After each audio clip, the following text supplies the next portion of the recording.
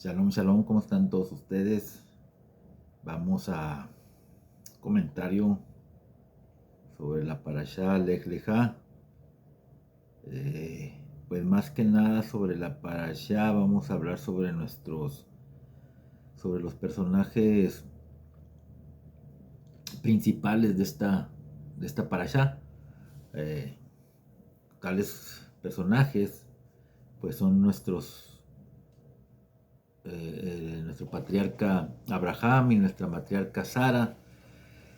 Este, y vamos a hablar sobre ellos dos, sobre si es, eh, sobre pecados y virtudes de estos dos personajes bíblicos, de estos dos patriarcas, de este patriarca y esta matriarca del pueblo de Israel. Este, y pues esta parashá, Lej Lejá, eh, que se traduce como vete por ti o sal para ti, pues nos presenta a estos dos grandes antepasados del pueblo de Israel, Abraham y Sara, y a estos personajes los llamamos Abot, patriarcas, e Imahot, matriarcas, y ellos son ejemplo a seguir en muchos sentidos, ¿sí?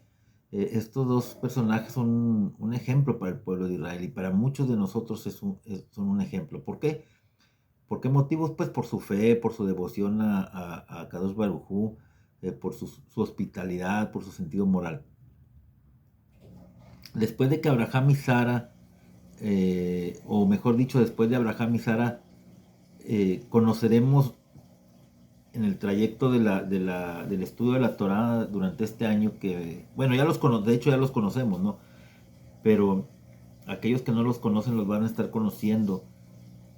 Y vamos a estar hablando, vamos a volver a hablar y a platicar sobre otras figuras bíblicas que se rigen como íconos imponentes, como héroes de la conciencia judía. Los demás patriarcas y las demás matriarcas, tales como Joseph, como Yehudá, como Miriam, como Moshe, como Aarón, entre otros, ellos también tienen pecados y virtudes de los que podemos aprender. Y muchas veces alabamos a estas figuras por sus virtudes. Pero ¿acaso las hemos criticado alguna vez? Bueno, el comentarista bíblico Rabbi Moshe ben Nachman, a quien se le conoce como Ramban o Nachmanides, eh, este comentarista critica tanto a Abraham, o sea, Abraham, como a Sara por sus faltas morales. En primer lugar, Nachmanides culpa a Abraham por reclamar a Sara como su hermana, ¿sí? Lo que posteriormente provoca su rapto por los cortesanos del faraón, ¿sí?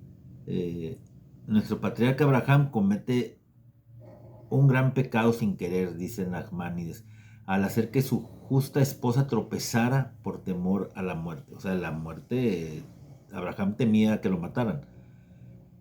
Dice Nachmanides que Abraham debió haber confiado en que a Kadosh Baruj Hu, el Santo Bendito, él lo salvaría a él, a su esposa y a todo lo que poseía, ¿sí? ¿Por qué? Porque pues Kadosh Baruj Hu tiene el poder para ayudar y para salvar. Y asimismo el hecho de abandonar la tierra a causa del hambre, porque hubo una sequía muy fuerte en Canaán, este, que era la tierra en la que se le había ordenado a Abraham vivir. También dice Nachmanides que fue una transgresión que cometió porque igualmente el Eterno lo habría salvado de la muerte incluso en medio del hambre. Y después, en el capítulo 16 de esta parashá se lee la historia de Agar, quien antes era sirvienta en la casa de Abraham y de Sara, pero que queda embarazada de Abraham y luego le falta el respeto a Sara, ¿sí? ¿Y cómo responde Sara a esta falta de respeto por parte de Agar? Pues responde oprimiéndola, ¿sí? Y Ramban critica, dice, nuestra madre pecó con esta opresión y Abraham también pecó porque permitió que Sara lo hiciera. Después la Torá nos narra que el Eterno escuchó la opresión de Agar y le dio un hijo que sería un hombre indómito y cruel que oprimiría a los descendientes de Abraham y de Sara con toda clase de sufrimientos. Y eso lo estamos viendo hasta el día de hoy. Hoy lo vemos. ¿Quiénes son esos? ¿Cómo se llamaba ese hijo que tuvo Agar? Se llamaba Ismael. Son los ismaelitas. Son los antepasados de los islamistas, de los musulmanes, ¿sí?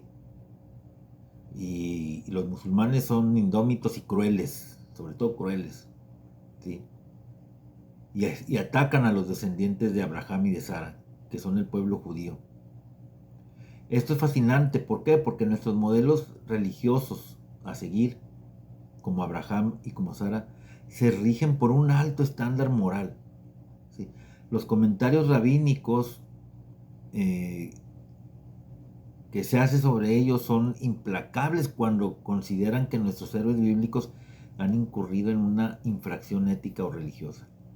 Y eso resulta interesante porque en ocasiones se considera que las figuras religiosas son tan santas, pero tan santas que se les percibe como perfectas, ¿sí?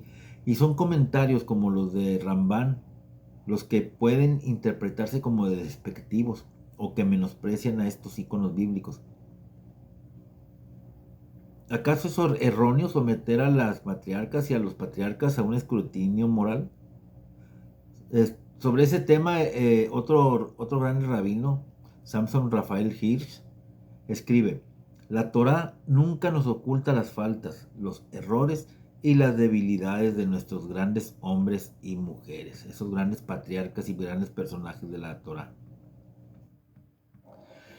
La Torá nunca presenta a estos grandes hombres como perfectos, no los deifica, no los diviniza, no diviniza a ningún hombre, no dice acerca de ninguno de ellos: aquí tienes este ideal, a este hombre, ¿sí?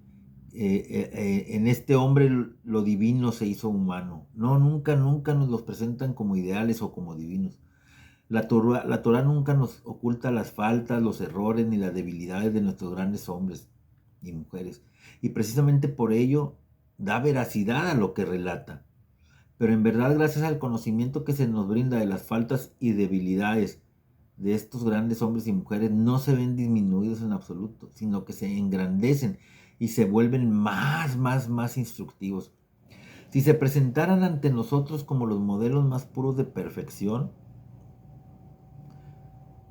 seríamos capaces de atribuirles una naturaleza distinta, una naturaleza que nos ha sido negada.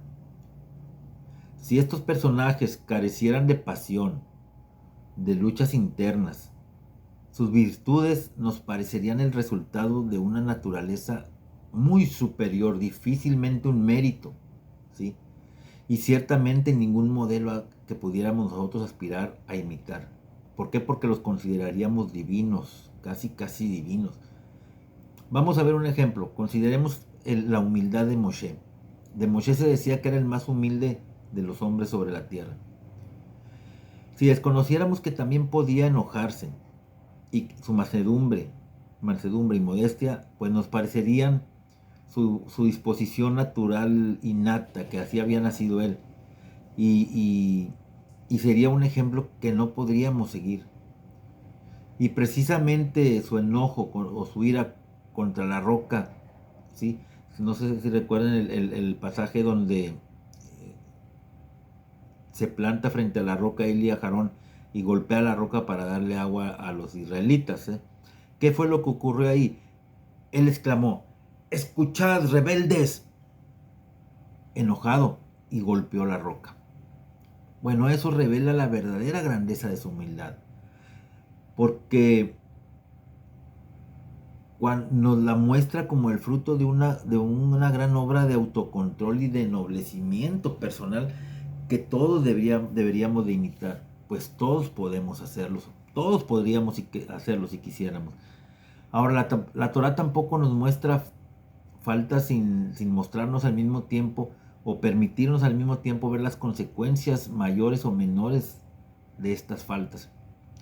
De nuestros más grandes maestros de la Torá, y ciertamente entre ellos el Rambán, que puede considerarse entre los más grandes, podemos y debemos aprender, por consiguiente, que nunca es nuestro deber o nuestra tarea encubrir a los héroes espirituales y morales de nuestro pasado, ni actuar como sus apologistas. Ellos no necesitan nuestras disculpas, ni tales intentos les corresponden. La verdad es el sello de nuestra Torá, y la veracidad es el principio de todos sus verdaderos y grandes comentaristas y maestros. La Torá nos enseña y nos advierte tanto a través de los defectos de nuestros antepasados como a través de sus virtudes. Con eso nos alerta sobre el peligro de idealizar a nuestros héroes o a censurar la Biblia. En la actualidad, mucha gente idolatra a seres humanos, idolatra a cantantes, idolatra a actores, idolatra a políticos, idolatra incluso a gente común y corriente, la idolatra. Y este tema sobre nuestros patriarcas Abraham y nuestra matriarca Sarah plantea muchas preguntas. Les voy a dejar unas cuantas para que ustedes las mediten y traten de contestarlas. Por ejemplo, ¿cuáles son las ventajas y cuáles son las desventajas del enfoque que promueve el rabino Rafael Hirsch? ¿Cuál es la ventaja y la desventaja de ese enfoque que tiene este rabino sobre los patriarcas, que dice que la Torah nunca nos oculta las faltas y los errores, las debilidades de esos hombres y mujeres, donde nos dice que nunca los presenta como perfectos, ni los diviniza, ni los deifica? ¿Cuál es la ventaja y la desventaja de ese punto de vista, de ese enfoque del rabino Hirsch? Nos debemos atrever a bajar a estas personalidades, tales como Abraham, Sara, Rachel, Lea, Joseph, Yehudá, todos estos grandes hombres y mujeres. ¿Debemos atrevernos a bajarlos de su pedestal sagrado y juzgarlas, limitado únicamente por el escueto texto bíblico y mi perspectiva contemporánea? Porque cuando los juzgamos de acuerdo a nuestra perspectiva moderna. Ahora, si criticamos a estas figuras bíblicas, podríamos llegar a un punto en el que les perdamos el respeto, o simple y sencillamente las veamos como seres imperfectos, igual como nosotros. Y si es así, ¿qué las convierte en nuestros patriarcas y matriarcas? ¿Qué hace a estas personas especiales? ¿Podemos juzgar a los personajes bíblicos según nuestra propia ética? Según nuestra ética, según nuestra moral. ¿Podemos criticarlos a cualquiera? ¿O cualquiera de nosotros puede criticarlos? ¿O solo las figuras como los grandes rabinos del Talmud y del Midrash? ¿O comentaristas como Rashi, o como Rambam, o como Abarbanel, o como Ramban pueden hacerlo? Y nosotros no debemos hacerlo. El rabino Hirsch sugiere que la crítica a los patriarcas y a los matriarcas puede aumentar nuestra estima en ellos, nuestra estima por estos grandes personajes. ¿Cómo es eso? ¿Cómo sería eso? Desde mi punto de vista, Desde mi punto de vista personal, cuando la Torah nos los presenta con todas esas, nos los presenta, mostrándonos sus debilidades humanas, ¿sí?